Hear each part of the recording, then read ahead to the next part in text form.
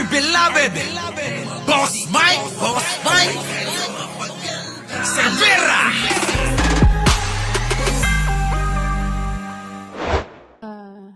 Attorney Claire, pasok, Attorney Claire, pasok.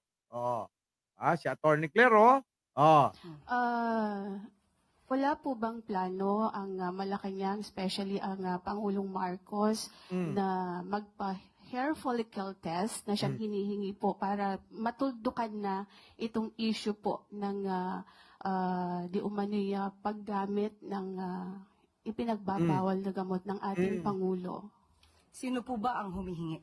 Yan, yung mga ganyan banat, Attorney. Sabi ni Attorney, mga kababayan, sabi ni Attorney, sino po ba humihingi ng magpa-drug test ang Pangulo? Sino ho? Aloy. Marami po sa ating mga kababayan ang sa social media na nagre-react dito po sa ipinapalabas na video na ito. Actually, parang na-die down na po ito before dahil nga sasabi nga na Malacanang it's a fake. Pero, Alam mo na palang fake eh. Ikaw naman, etong reporter din kasi, medyo mahina rin eh. biglang nabuhay after po nung ginagawang investigasyon mismo ng Kongreso, ng Kamara. Kaya po muling lumabas itong video na ito. And sabi nga po nung vlogger na si Miss Pebbles Cunanan ay si Attorney Harry Roque, yung mastermind. Po, nitong... Totoo yun, siya mastermind. Si Roque ang tinuturo. Ngayon, si Roque, tinatanggi na ngayon. Natatakot na ho eh. Video, pero inamin naman ni Miss Maharlika, yung another vlogger, na parang siya yung nagbigay lang kay Attorney Roque. Hindi ho. Naku, kayo naman hindi ho ganon. Si Maharlika, hindi ho siya nagbigay niyan. Oo. Naku, maniwala kayo. Sige, tuloy. Kaya ang tanong ko po, sabi niya sa social media hinihingi. Sino po in particular ang masasabi niyo sa akin na humihingi ng ganitong klaseng pag-test? Yung mga troll, yung mga walang mga muka, yun yung mga humihingi. Di ba? Mga kababayan, ilang beses na itong lagi na lang sinasabi. Ang atin pong mga kababayan Sino po in particular? Pwede po sigurong... Ikaw na po ba? Sige po. Yan! Ikaw na! Sabi mo, ako po! Diba, mga kababayan? Ako po! Humihingi? Okay. Kaya po masabi lang ninyo na mayroong humihingi. Pero marami po sa social media po kayo ay nagbabasa po sa SOCMED, Madam Yusek. So, isa ka nga sa humihingi. Isa ka, sabihin mo na kasi ikaw, isa ka na! Mga kababayan, di ba? Tuloy. Kasi po gusto Sige, tanong ko nga, isa ka ba? Kasi we have to be specific on this. Isa ka ba sa humihingi? Si Libayan at attorney, baka si Libayan. Libayan, baka humihingi kayo. Baka humihingi kayo. Eto na yung sagot ni Attorney Claire, Aloy. Ang mga kababayan po natin. So, isa ka sa humihingi. Sasagutin lang kasi kung isa siya, ayaw pa sumagot eh. Rescue ka na, Libayan! Attorney Claire, nasa Malacanang Palace pala? Ibang klase si attorney, Libayan, Kala ko ba mas matalino ka sa kanya? Bakit siya nasa Malacanang?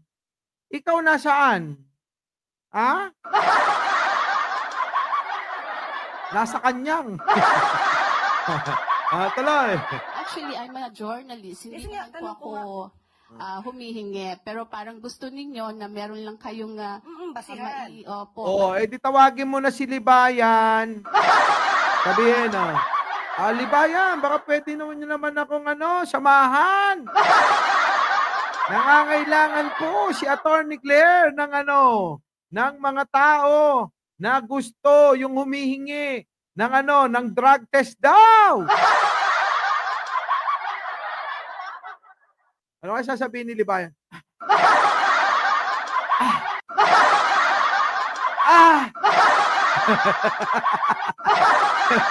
Ganun lang gagawin ni Libayan. Tuloy. Sino nga po? Kasi sabi niyo po kanina, ay napanood yun niya yata sa social Opo, media. Madam Sino po? Yusek, syempre kami po ay mga Pilipino rin. As a journalist, gusto po namin na hindi fake news. Yun pong aming ibabalita sa taong bayan. Okay, so humihingi po. Si ano po, si Nagdidiman. Attorney Vic Rodriguez, di ho ba? Hindi ba si Attorney Libayan? Si Attorney Vic pala eh. Ito naman si Attorney Vic, ikaw pala eh. Di ba ikaw nagpalabas nung drug test niya? Bakit yan eh? Hinahanap mo daw, Vic Rodriguez. Di ba, sabi mo nun, wala po, eto na po ang resulta ng drug test ni Pangulong Bongbong Marcos. Kung si Pangulong Bongbong Marcos, hindi nyo man hiningi, pero siya'y ginawa na. Tapos hanap pa kayo ng hanap nagpa-drug test na. Sino ba kayo? Sabi nga ni Roque. Si Pangulo po ay halal ng bayan. Nasa kanya po yan kung magpapa-drug test siya o hindi. Pero wala po sino man ang may karapatan na pilitin sa ganyang mga bagay. Aloy. Ano rin naman yung hinihiling niyang hair follicle test. Okay, tanong po natin. Ano po ba ang basihan para sa paghingi at Yan. naman sa Pangulo ang isang hair follicle test? Yan! Dapat sagutin nyo yan. Miss Reporter, sagutin mo. Ano ang dahilan ng paghingi ninyo para dyan sa hair follicle test? Ano? Ito po ba'y may pagbibintang? Ito po ba'y may pagbibintang na adik ang Pangulo? Pakisagot. Yes, Mr. Chair. Na siya ay di umanong gumagamit ng illegal na droga. Kung may pagbibintang, liliwanagin po natin. Yan, liwanagin mo, attorney. Kung may pagbibintang sa Pangulo, yung nagbibintang Ang dapat na magpatunay. correct! Ang galing-galing mo! Parang katwiran din nilibayan yan eh. Pero bakit pagdating kay Pangulong Bongbong, di nyo magamit yan? Diba dapat, kung sino yung nagbibintang, siya yung magpatunay? Kasi ang mangyayari, tulad ng mga sinabi ko nung sinauna, di lahat na lang, kayo lahat, sasabihan ko kayo. Mga adik kayo, patunayan nyo nga kung hindi. Napakasimple, po, mga kababayan na unawain. Parang ito lang, mga kababayan, sample, example lang. Pag sinabihan ko ba sila Libayan? Oy, Libayan, adik ka yata kasi mukha kang adik eh. Diba? Para patunayan mo, magpa-drug test ka nga, Libayan. Kasi mukha ka talagang adik eh. Diba? Ganun ba yun? Hindi tama yun. Diba? Kailangan ako yung magpatunay na adik siya. Hindi porke mukha siyang adik, i-addict na siya.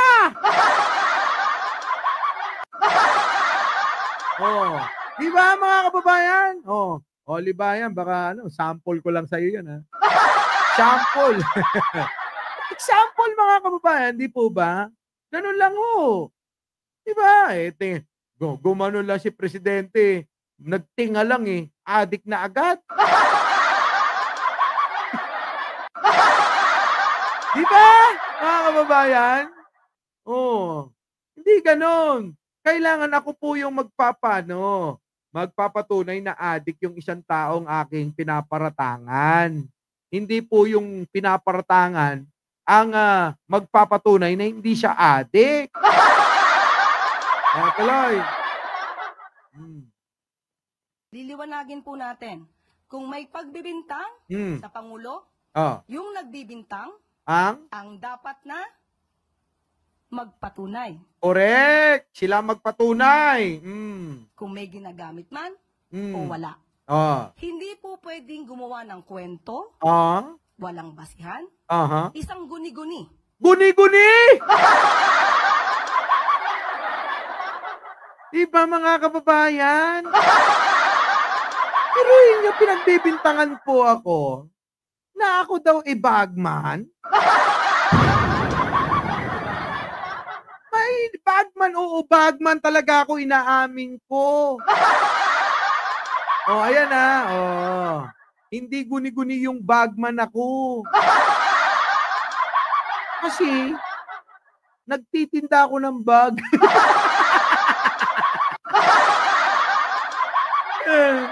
Kaya bagman ako.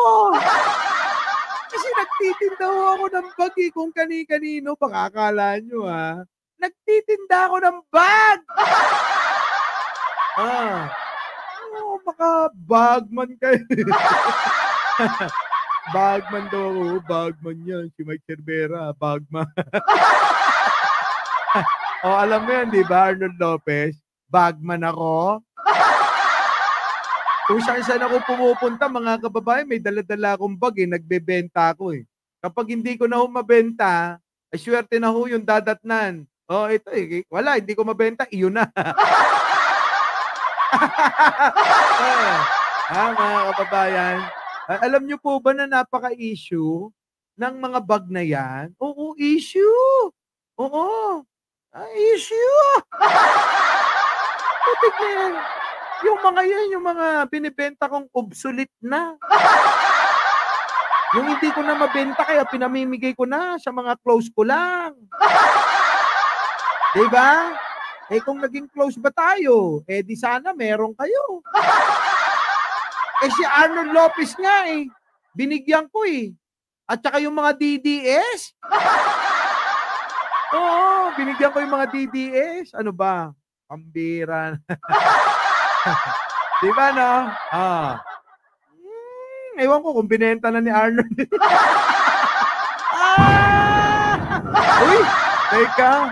Ang haba-haba na ng oras natin pero meron pa tayo wait lang, mga kababayan eto na. Good news, mga kababayan. Good news. Good news ito. Good news, mga kababayan. Siyempre, nag-uulat ang ating kaibigan. Wala nang iba kung hindi si Sangkay. Sangkay, pasok! Sa philstart.com. Ayan, si Sangkay po, mga kababayan, ay meron iuulat sa atin, mga kababayan. Pakinggan po ninyo ito. Talaga naman mabibigla kayo. Mabibigla kayo, mga kababayan. At talaga naman, talagang kayo ay matutuwa ng husto kay Pangulong Bongbong Marcos, eto na, mga kababayan. Wait lang. Eto na. Pasok! Nakalagay po mula po sa philstart.com, ang Pilipinas pala ay nakakapagbayad na ng utang. So, mga sangkay, anong milagro ang ginagawa ngayon ni Pangulong Bongbong Marcos at nagagawa niya po ito? Itong sinasabing 2 trillion na ibinayad sa utang ng Pilipinas, mga sangkay, nagawa po ito noong 2024 po lamang. Naku, grabe mga kababayan. Itong ulat daw po na ito ay nagawa po ito noong 2024. Nakaraan taon lang, mga kababayan. Matindi, no? Sige, tuloy. So, sa pagkakataong ito, mga sangkay, hindi lamang po tayo utang ng utang. Tayo po ngayon ay nakakapagbayad na sa inuutang po ng ating pamahalaan. Naku! Kung yung mga naunang presidente, mga sangkay, utang lang po ng utang, dito kay PBBM, iba, mga sangkay. Sabihin mo na, si Digong, sabihin mo, kung si Digong ay noon, panahon niya ay utang ng utang. Di ba? Kung nung panahon ni Digong ay utang ho siya ng utang, ngayon pong panahon ni Pangulong Bongbong Marcos, bayad ng utang. Di ba? Yan ang kaibahan. Naku, ayaw ng mga DDS yan. Sangkay, ayaw nila yan marinig. Pag narinig nila yan, aambusin ka na naman. Pag nag-live ka, nandiyan dyan naman, magdadatingan. Sasabihin nila, bangag, adik. Yun lang, bayaran. Ganun lagi, mga kababayan, sasabihin nila no? Bayaran, adik. Bangag. Tutangin ng mga banat yan, walang kalupit-lupit. Di ba? Ngayon, Sagutin naman natin sila. Satanista! Diba? Yun lang, wala nang iba. Satanista, membro kayo ng satanista. Sige, ano yan? Nagbayad na daw tayo ng marami-marami, mga kababayan. Magugulat ka.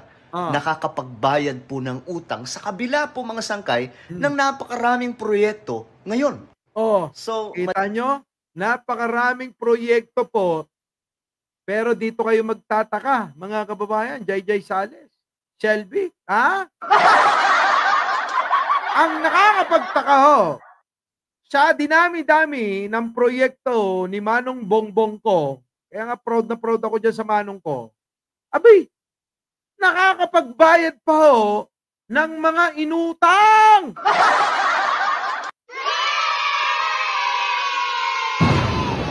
Diba, mga kababayan? Siya kayo nakakita. Kung nung panahon ni Digong, utang lang ng utang, hindi nagbabayad yan. Pero, sa panahon ni Pangulong Bongbong Marcos, pagawa ng proyekto, tapos nagbabayad ng utang natin para mabawasan. Siya pa kayo. Ano sabi rito? Breaking news, sabi ni Scramble. Boss Mike, release na yung na-contempt. Di pinirmahan ni SP ang contempt order. Nakaw! Ano nangyari? Hindi pinirmahan ni SP? Sino ba yung na-contempt na yun? May na-contempt ba? Sino yun? Paki-comment nga. Ito, ano sabi? Boss Mike, hindi pumirma si Senator Cheese sa pinakulong nila Aimee at Bato. Pahiya. Sino kinontempt nila? May kinontempt sila. Tapos, hindi pinirma ni Cheese Escudero. Wala. Paano pipirma yon? Hindi pipirma yon. Oo. Alam nyo naman paano naman pipirma yon? Alam naman nila na itong dalawa, si Bakal. Sino si Bakal? Si Baba at si Kalbo. Ano ito mga kababayan di ba? Mga swail. Mga desperadong senador na hindi na mananalo. Hoy, tandaan nyo, re-electionist kayo. Tapos hindi kayo mananalo.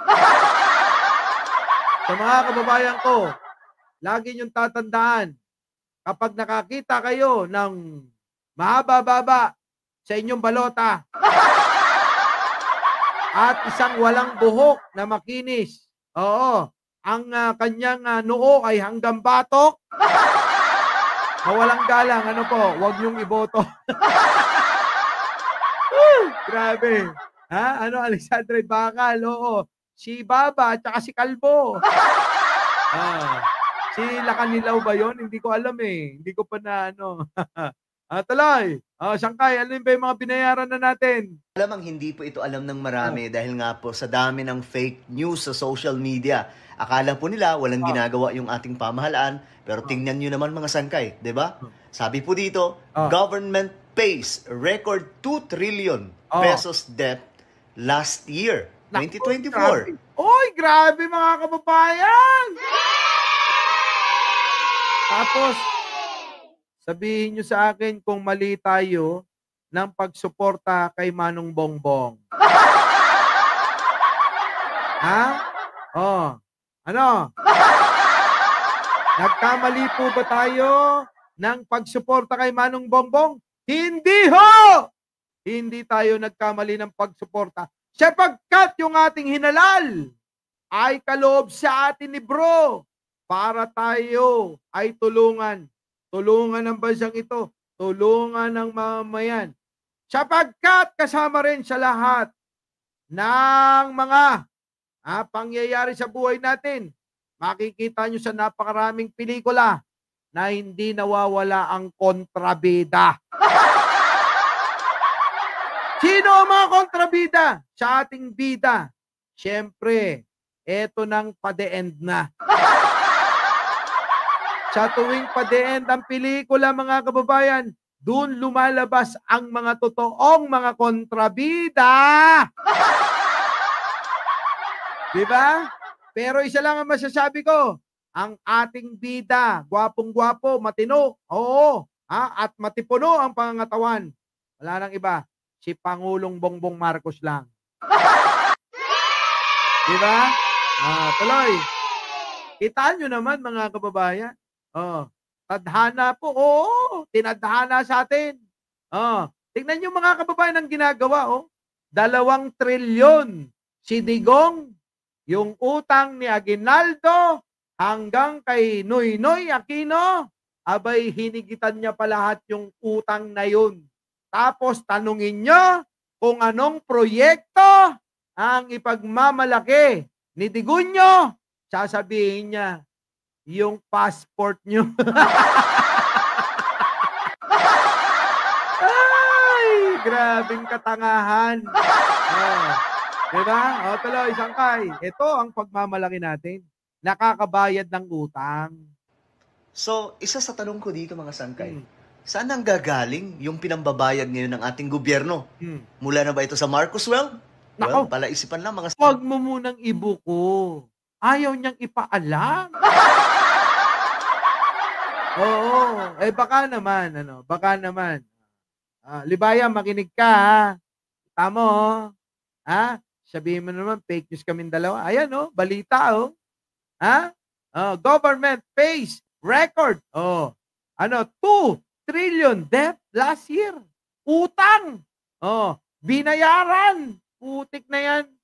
Ha? Nagawa ba ni Digunyo yan? Nagawa ba nung boss nyo yan? Diba? Hindi nagawa. Si Pangulong Bongbong Marcos lang ang nakagawa niyan sa kasaysayan ng Pilipinas. Tuloy. sangkay.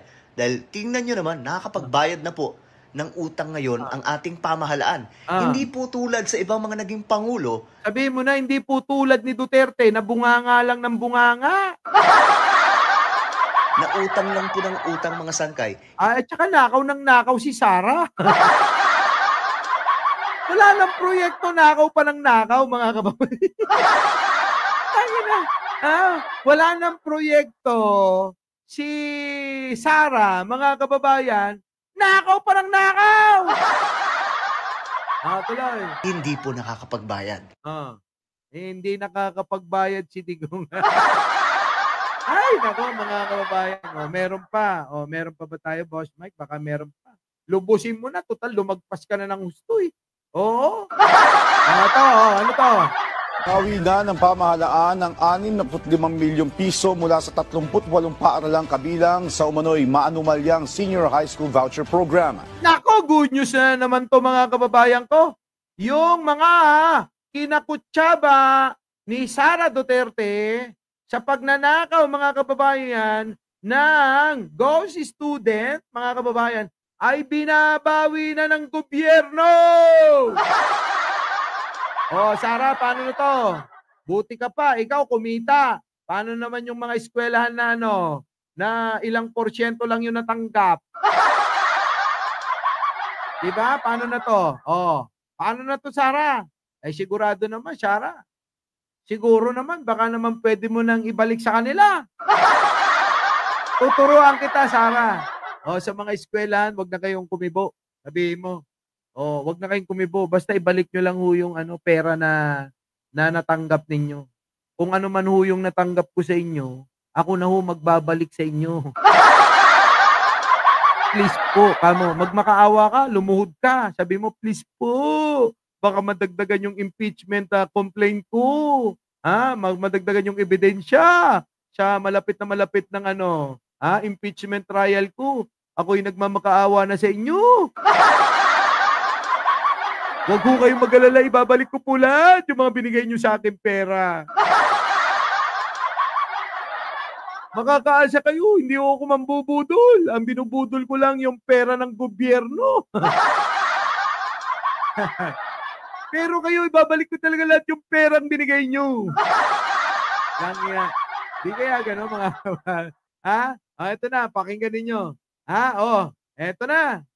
Mababawi na ng pamahalaan ang 65 milyong piso mula sa 38 paaralang kabilang sa umano'y maanumalyang Senior High School Voucher Program. Ayon sa Malacanang, hinahabol pa ng Education Department ng 14 pang private schools na umano'y gumamit ng ghost students para maka-avail ng voucher. Kita nyo mga kababayan, ito yung pinagagawang proyekto ni Sara nyo. Ang proyekto ni Sara nyo kung paano makakulimbat ng milyon-milyong piso. Bukod doon, wala na kami maalala.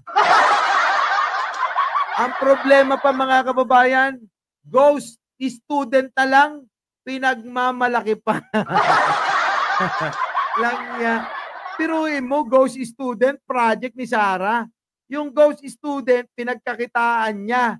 Tapos yung ghost student, pinagmalaki pa na proyekto niya. Siya makatuwid, nagnakaw ka na, kumita ka na ng pera, sikat ka pa. Ganon ang mga DDS na tanga. Diba?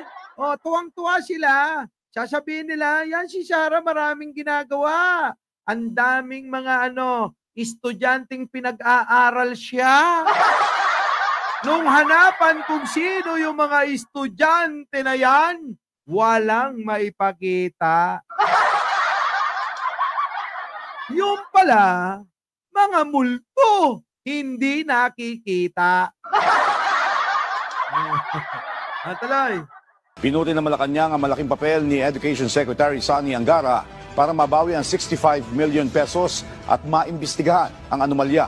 Sinabi ni PCO. Kita nyo mga kababayan Secretary Angara, buti na lang talaga pinalitan mo yung walang niya. Diba, Tito Randy? Di ba? Undersecretary Attorney Claire Castro na nangyari ang ghost students anomaly noong kalihim pa ng DepEd si Vice President Sara Duterte. Kita nyo, yan ba yung sinasabi nyo na mabuting tao at matulungin, mabait? Putik na yan. Kulang na lang, himurin nyo ng husto eh. Diba, mga kababayan? Tuloy. Na-imbestigahan po ng mabuti yung ghost students, yung voucher program anomalies. Nako. At ito po ay magre-resulta ng 65 million. Nako. Marirecover po natin. Grabe mga kababayan, ang dami! 65 million mga kababayan ang marirecover ng gobyerno at ito po ay sigurado na madadala po sa isang magandang proyekto na pakikinabangan nating mga Pilipino. Ano po? So mga kababayan, umabot na tayo ng napakahabang oras. Opo. Baka naman yung mga hindi pa nakakapag-like dyan. Yung mga hindi pa nakakapag-share dyan. At yung mga hindi pa nakapag-subscribe mga kababayan, kung gusto nyo pa akong manatili sa channel na to, mga kababayan, sa aking Mike Cervera Vlog Channel, kailangan po natin ng 20,000 na subscriber. Kung maaari po sana, tulungan nyo ako, Baka masibak na ako. So muli mga kababayan, hanggang dito na lang ang ating palatuntunang may pinamagatang kalbo at baba ang pag-asa ni Duterte. At ako po ang inyong lingkod. Opo, wala na pong iba kundi si Mike Cervera na laging nagsasabing malin natin ang ating kapwa, ipagdasal po natin lagi ang ating bansa. Magandang umaga, magandang hapon at magandang gabi. Sa mandako ng mundo, naroon kayo syempre, magandang buhay na rin para sa ating lahat. Our beloved Boss Mike Cervera.